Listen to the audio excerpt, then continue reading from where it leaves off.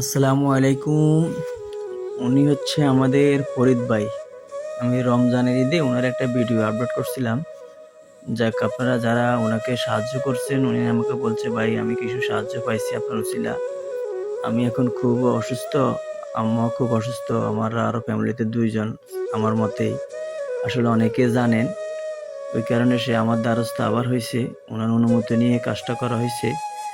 আপনারা আসলে যারা সাহায্য সহযোগিতা করেন, আপনাদের সাহায্য সহযোগিতায় উনি এখনো খায়ে পড়ে আছে।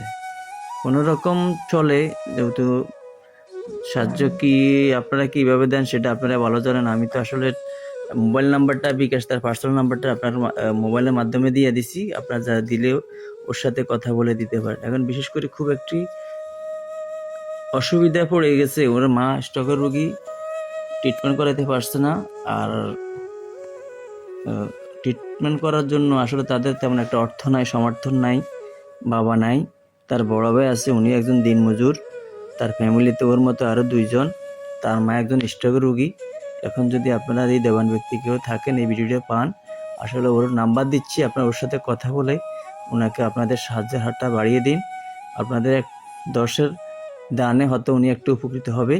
আমরা যদি কেউ 100 টাকা করে দিই, 10 জনে দিলে 1000 টাকা। এইভাবে সবাই যদি তার পাশে দাঁড়ায়, আসলে ওর মার একটা ট্রিটমেন্ট করাতে পারবে, বা উনিও একটু ভালো মন্দ খেতে পারবে। উনি নিজেও শারীরিকভাবে অসুস্থ।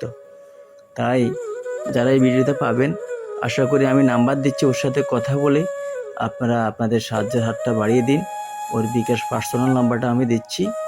আসলে সে আমাকে বলাতে আমি এই উদ্যোগটা নিছি। আসলে বিষয়টা অন্যভাবে কেউ নেবেন না। আমি